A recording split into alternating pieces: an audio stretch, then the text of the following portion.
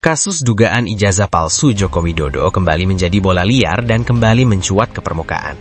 Bukan semata soal tersangka maupun pelapor, melainkan tentang perang narasi, strategi hukum, dan manuver politik yang saling berkelindan. Kasus dugaan ijazah palsu Presiden ke-7 Joko Widodo atau Jokowi semakin panas ketika dua tersangka kasus tudingan ijazah palsu, Egy Sujana, diduga bermanuver melakukan pertemuan dengan Jokowi. Ada apa di balik pertemuan tersebut? Bagaimana Roy Suryo, Rizmon Sianipar, Dr. Tifa, dan tersangka lainnya melihat pertemuan itu? Kalau dilihat dari indikasi ya, manuver hukum yang dilakukan oleh Egy Sujana, yang sama-sama kita tahu statusnya hari ini sebagai salah satu tersangka, bersama 4 tersangka lainnya dalam klaster pertama ya, dugaan ijazah palsu Pak Joko Widodo, yang ditangani oleh Polda Metro Jaya. Secara hukum tidak punya konsekuensi apa-apa. Kenapa? Karena upaya yang dilakukan oleh ES, DHL itu secara hukum tidak otomatis menggugurkan status mereka sebagai tersangka gitu. Status tersangka itu kan tetap melekat dalam diri mereka, ya kan? Dan bagi kami ini tidak mengagetkan. Jadi manuver hukum yang dilakukan oleh Bang ES, kemudian DHL, dan dibantu oleh tim kuasa hukumnya, bagi kami ini bukan sesuatu yang mengagetkan. Ini mungkin informasi yang pertama kali saya sampaikan di Madilog, karena saya tidak pernah menyampaikan itu kepada media manapun dan tidak pernah saya sampaikan kepada publik. Apa itu? Pada saat kami lakukan gelar perkara khusus, Bang Indra, Bang ES tidak hadir, Egy Sujana nggak hadir. Dia hanya mengirimkan 3 kuasa hukumnya. Kemudian Bang Damai Hari Lubis hadir, Bang DHL. Pada saat dilakukan gelar perkara khusus itu, memang dari awal 3 kuasa hukum Bang ES itu dari awal quote and quote sudah menyerah. Quote and quote ya, menyerah. Dalam arti secara terbuka di hadapan penyidik Polda Metro Jaya dan di hadapan semua tim relawan Pak Jokowi yang hadir dalam gelar perkara khusus itu, dan di hadapan semua tim kuasa hukum Pak Joko Widodo itu, mereka minta supaya status tersangkanya ditinjau ulang, direview. Artinya penetapan tersangka Bang Egy Sujana berdasarkan dalil-dalil dan apa yang mereka sampaikan dalam gelar perkara khusus itu, bahwa Egy Sujana tidak pernah diperiksa pada tahap penyidikan sebagai terlapor, kemudian tiba-tiba keluar status tersangkanya. Dalil itu yang mereka jadikan untuk mereview status tersangkanya Bang Egy, ya kan? Jadi pada saat gelar perkara khusus itu, justru yang berdebat keras terkait dengan penerapan pasal, kemudian alat bukti, kemudian barang bukti, kemudian juga adalah unsur-unsur delik, sampai kemudian ujungnya adalah ijazah Pak Joko Widodo yang misterius itu dibuka oleh Polda Metro Jaya dan diperlihatkan kepada seluruh peserta gelar perkara. Yang berdebat itu kami. Kami, saya, Bang Kozinudin, Bang Ahmad Kozinudin, ya, dibantu dengan beberapa rekan-rekan lawyer yang lain. Sementara narasi yang dibangun oleh 3 anggota kuasa hukum Pak ES ditambah dengan DHL hanya meminta status tersangkanya dilepas.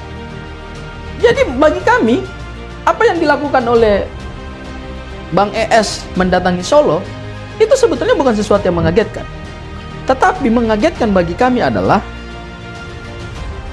kedatangan Pak ES ke Solo itu dilakukan beberapa jam setelah kami bersama Mas Roy mengumumkan 7 nama terlapor di Polda Metro Jaya, yang ke-7-nya itu saat ini sudah ada di Polda Metro Jaya namanya, dan kemudian akan segera dilakukan penyelidikan. Ya, beberapa jam setelah diumumkan, tiba-tiba manuver hukum itu dilakukan oleh Pak Egy Sujana. Kami kaget juga. Berarti laporan kami ini kemudian apa ya, kalau kita bilang itu seperti dilemahkan. Kalau dilemahkan dengan adanya manuver hukum yang dilakukan Pak Egy Sujana. Artinya semua keluarbiasaan beliau selama ini, dari sejak menjadi mahasiswa, menjadi aktivis, kemudian menjadi advokat, kemudian menjadi kritikus gitu ya. Beliau gugurkan itu semua hanya dengan mengambil satu sikap yang pada akhirnya semua legacy ini dihancurkan oleh beliau sendiri. Apa dia akan bisa dapatkan itu? Secara hukum berat. Kenapa? Karena di dalam hukum pidana kita yang baru, untuk kemudian mendapatkan pemaaf dari Presiden Jokowi, berarti upaya yang harus ditempuhkan adalah upaya restoratif justice. Restoratif. Yes. Di dalam upaya restoratif justice itu, maka Pak Joko Widodo harus mengambil satu sikap adalah mencabut aduannya atau mencabut laporannya, karena ini delik aduan absolut. Begitu Pak Jokowi mencabut laporan atau aduannya, maka bukan hanya Bang ES dan DHL yang gugur status tersangkanya. 8 tersangka yang hari ini ditetapkan di Polda Metro Jaya gugur dengan sendirinya secara otomatis. Pertanyaan kita, apakah itu bisa dilakukan oleh Pak Joko Widodo? Mau dia? Ya, tanyakan kepada Pak Jokowi. Iya. Konsekuensinya begitu ya. Ini satu kelas. Pada prinsipnya sekalipun ada 2 klaster, tapi satu klaster sebetulnya. Meskipun ini 2 klaster, tetapi semua ini ditindak quote and quote dari mulai tahap penyelidikan sampai kemudian naik kepada tahap penyidikan, itu kan dengan LP yang sama, Bang. Laporan polisi yang sama. Laporan polisi yang sama itu berasal dari Pak Joko Widodo. Yang dia datang itu ya? Iya, dan itu kita sebut sebagai delik aduan absolut. Kalau bicara kualifikasi deliknya, itu delik aduan absolut. Dan begitu masuk dalam delik aduan absolut, ya hanya pengadu yang bisa mencabut itu. Begitu dia cabut itu, maka bukan hanya Bang Egy Sujana yang gugur status tersangkanya, tetapi yang gugur juga adalah 7 tersangka lainnya. Oke, mungkin nggak akan sampai ke sana. Tetapi berarti sikap Egy Sujana ini tujuannya untuk melemahkan gerakan dari Rosul dan kawan-kawan. Kalau saya melihat bahwa ini politik divide et impera. Bang IJP sebagai salah satu sejarawan pasti paham betul. Ketika Belanda tidak mampu menghadapi serangan rakyat yang begitu luar biasa pada masa kolonial, karena memang rakyat itu solid, maka yang dia lakukan adalah apa? Dia pecah belah dari dalam. Dan itu politik klasik yang strategi itu sudah dilakukan sejak zaman kedatangan VOC di Republik Indonesia untuk berdagang, dan itu dilanjutkan lagi pada masa ketika pendudukan negara Belanda ya, kan dimulai dari VOC, kemudian Belanda menduduki Indonesia. Satu hal yang paling mereka gunakan sebagai kunci untuk kemudian membungkam rakyat ya, sehingga tidak ada lagi muncul wacana-wacana kemerdekaan, itu adalah dia pecah dari dalam, politik divide et impera. Nah, itu kan yang dilakukan sekarang di kalangan para pejuangnya sendiri. Iya, beliau itu sangat dihormati loh, Bang. Saya bicara dengan teman-teman TPU, sebetulnya beliau itu punya tempat yang sangat spesial di teman-teman pejuang ini. Ya, terutama di klaster yang pertama ya, karena klaster pertama tersangka ini kan 5 ini kan asalnya semua dari TPU. Wah, sangat dihormati, Bang. Tetapi akhir-akhir ini beliau kehilangan kepercayaan di teman-teman ini. Bahkan mohon maaf, quote and quote ya, teman-teman tersangka yang lain yang di TPU yang 3 itu, ada Bang Rizal Fadila, ada Bang Rustam Effendi, dan kemudian ada Bu Kurnia, mereka kecewa. Dan ini tidak mewakili upaya hukum teman-teman TPU yang lain yang hari ini jadi tersangka. Jadi ini seperti meninggalkan teman-teman pejuang pada saat seharusnya mereka solid untuk menghadapi kekuatan Pak Jokowi. Karena memang kekuatan Pak Jokowi ini, mohon maaf Bang Indra, memang kekuatan besar gitu. Ini jangan lihat diri Pak Jokowinya, tapi kekuatan Pak Jokowi ini kan kekuatan yang maha dahsyat gitu loh, Bang. Mantan presiden 10 tahun, ya kan? Punya kekuatan finansial, punya kekuatan massa, punya kekuatan relawan. Apa sih yang nggak bisa digerakkan oleh Pak Jokowi? Seharusnya nggak boleh keluar dari teman-teman ini, tetap solid bersama. Karena apa? Saya ingin katakan begini, Bang. Di belakang gerakan kami ini, terutama Mas Roy, Bang Rismon, dan Dr. Tifa, tidak ada orang besar. Ini jujur. Saya katakan buat semua pemirsa Madilog dan semua masyarakat Indonesia, kalau ada narasi yang mengatakan bahwa gerakan kami ini didanai oleh orang besar itu kan bisa 3 pengertiannya, Bang. Bisa orang berbadan besar, bisa orang karena uangnya banyak, bisa orang karena kekuasaannya besar. Kalau orang berbadan besar, mohon maaf, aku ini kan badannya kecil. Bang Ahmad itu sendiri kan badan juga nggak terlalu gede-gede banget gitu loh, Bang. Tetapi yang ada di belakang kami ini, Bang, adalah doa dan harapan seluruh rakyat Indonesia yang menginginkan kebenaran dan keadilan. Jadi reaksi dari RRT makin solid atau? Oh, kami tidak sama sekali gentar terhadap upaya hukumnya Bang Egy atau terhadap manuver yang dilakukan oleh Bang Egy dan kemudian Bang DHL. Sama sekali kami tidak gentar. Mohon maaf ya, tidak sama sekali menciutkan nyali kami.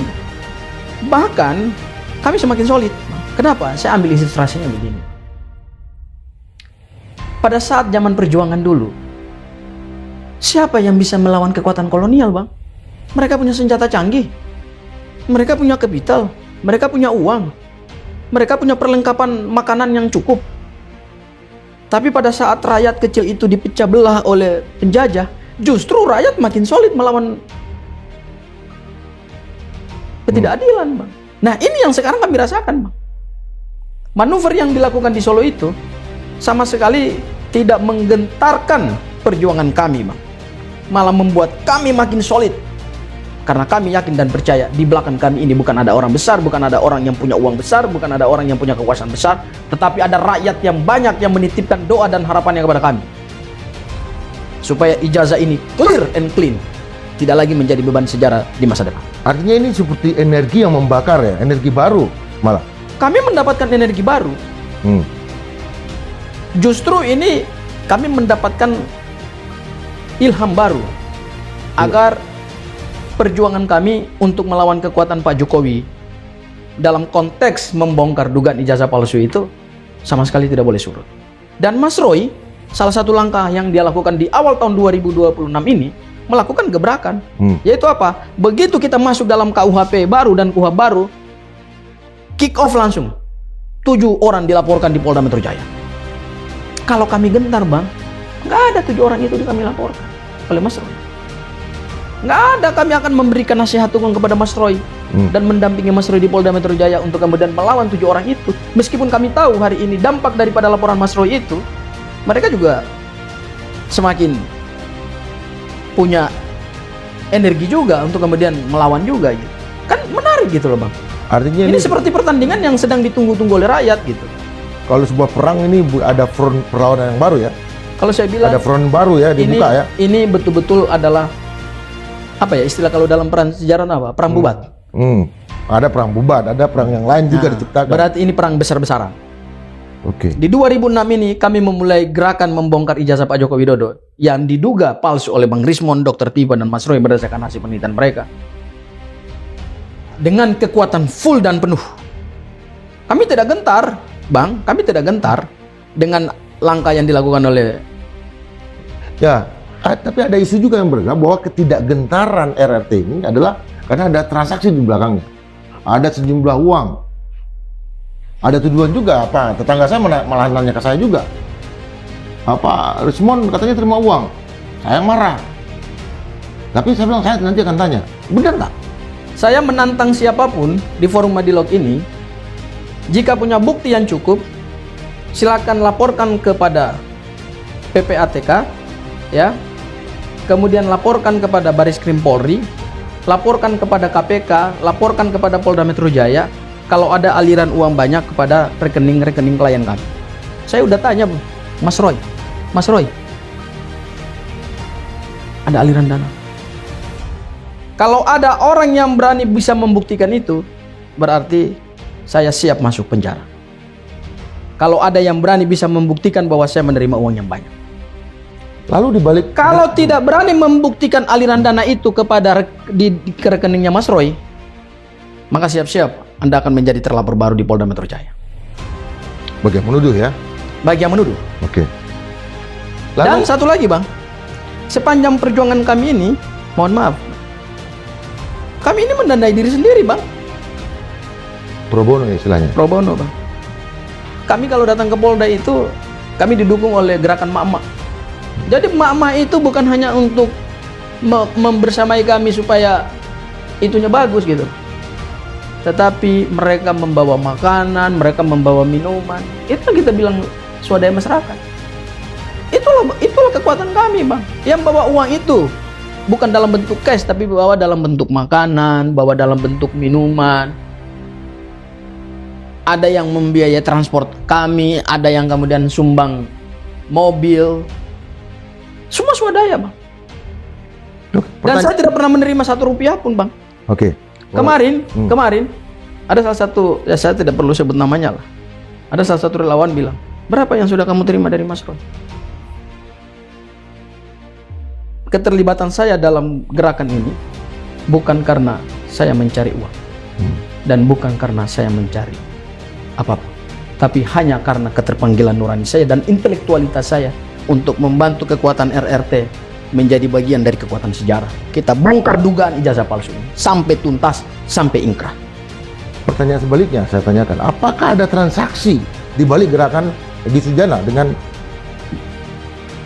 Bapak Jokowi Widodo misalnya? Karena sebelumnya kan Egy juga pergi ke Inggris kan? Jangan tanya saya, Bang. Enggak, apa ada. Kan kita fair-fairan aja. Ya kalau biarkan analisa, biarkan masyarakat yang menganalisa dan biarkan publik yang menganalisa. Karena memang begini, apa yang terjadi ini kan sekarang ini justru memutarbalikkan satu keadaan kan. Keadaan yang tadinya Bang Egy dikenal sebagai pejuang, tapi kemudian sekarang menjadi orang yang quote and quote nyalinya ciut. Orang kalau nyalinya ciut itu kan bisa banyak indikasinya. Saya tidak ingin berspekulasi gitu, Bang. Apakah memang ada apa dan apa? Saya tidak ingin berspekulasi soal itu gitu loh, Bang. Tapi saya serahkan kepada publik yang menilai. Tetapi yang intinya adalah apa yang dilakukan, manuver hukum yang dilakukan oleh Bang ES kemudian DHL itu tidak mewakili gerakan kami, tidak mewakili tersangka yang lainnya. Dan saya sudah mengkonfirmasi kepada 3 tersangka lain dari teman-teman TPUA yang ada di klaster 1, itu sama sekali tidak mewakili. Itu murni adalah inisiatif pribadinya dia sebagai seorang tersangka. Reaksi dari Rismon, Tifa atau Roy terhadap gerakan Egy Sujana secara pribadi apa? Mereka sebetulnya tidak memberikan respon yang berlebihan ya, karena gini, keterlibatan RRT dalam gerakan ini sebetulnya berawal ketika TPUA yang dikomandani oleh Bang ES pada tanggal 9 Desember 2025 membuka laporan polisi di Bareskrim Polri. Kemudian mereka diminta untuk menjadi ahli. Ya kan? Karena memang hasil kajian mereka sudah mereka publikasikan. Sehingga di situ seperti ada pertemuan value yang sama lah. Yaitu ada keinginan dari TPUA yang dipimpin oleh Bang ES untuk membongkar dugaan ijazah palsu itu dengan hasil penelitiannya Mas Roy.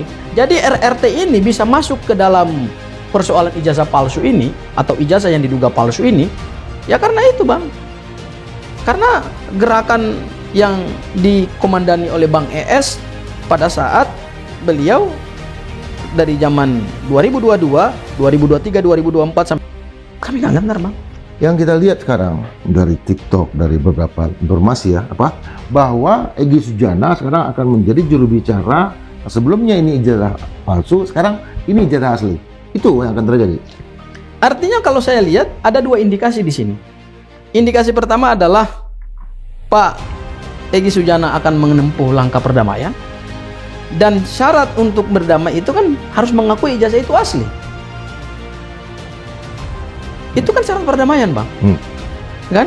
Kalau syarat perdamaian adalah mengakui ijazah itu asli, ya berarti bisa saja Bang Egy sudah diminta untuk menjadi juru bicara untuk mengkampanyekan bahwa ijazah ini asli, ijazah ini asli, ijazah ini asli. Oh, itu karena itu perdamaian. Opsi, karena itu opsi. Syarat perdamaian. Syarat perdamaiannya itu. Yang dia bayar duluan. Yes. Syarat perdamaian yang harus dia bayar di depan adalah dia harus mengakui ijazah ini asli. Dan begitu dia mengakui ijazah ini asli, ya dimanfaatkanlah oleh pihak yang berkepentingan. Ya udah, sekalian aja jadikan Bang ES, kalaupun itu isunya benar, ya jadikan aja Bang ES sebagai juru bicara untuk mengkampanyekan ijazah ini asli, ijazah ini asli. Artinya apa? Apa yang dilakukan oleh Bang ES ini sebenarnya menurut saya, Bang, telat. langkah ini telat. Harusnya langkah ini dia lakukan sejak tahun 2002. Pada saat dia menjadi koordinator tim kuasa hukum Bambang Tri dan Gus Nur. Jangan dia biarkan mereka berdua itu masuk penjara. Harusnya langkah perdamaian, upaya untuk mendamaikan harus dia lakukan sejak di situ. Jangan begitu dia mau jadi tersangka kemudian dia mengambil pilihan ini. Artinya sebagai seorang pengacara pun dia gagal ya Menurut saya dia gagal. terhadap Bambang Tri. Ya, kalaupun dia mau berhasil, artinya dia nggak boleh lagi berdamai dengan statusnya dia juga sebagai seorang tersangka. Karena pada saat tahun 2022 Bambang Tri dan Gus Nur dijadikan sebagai terdakwa, kan dia nggak pernah menempuh itu. Jadi menurut saya telat. Untuk kepentingan dia berani mengambil opsi itu, tetapi untuk kepentingan Bambang Gus Nur dan Bambang Tri, kenapa dia juga nggak mengambil langkah untuk menghentikan surat dakwaan atau menghentikan penyidikan itu dan menghentikan penuntutan itu dengan mengupayakan perdamaian dengan Pak Jokowi? Kenapa dia biarkan tetap perkara itu naik?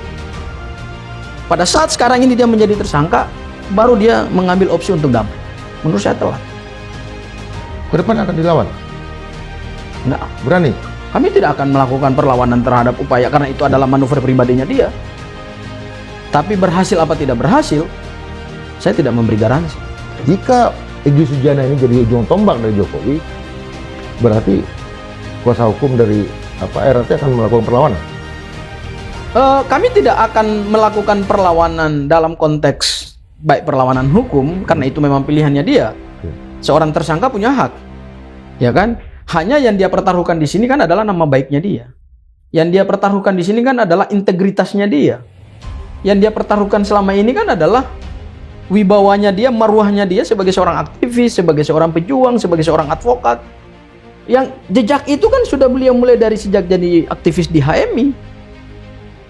Kenapa di ujung ini kemudian semua jejak prestasi yang luar biasa itu kemudian dia hapuskan hanya dengan mengambil opsi untuk berdamai dengan Pak Joko Widodo? Kenapa nggak berjuang di pengadilan? Buktikan bahwa ijazah ini adalah ijazah palsu berdasarkan dalil-dalil yang selama ini dibangun. Kenapa nggak bertarung di persidangan?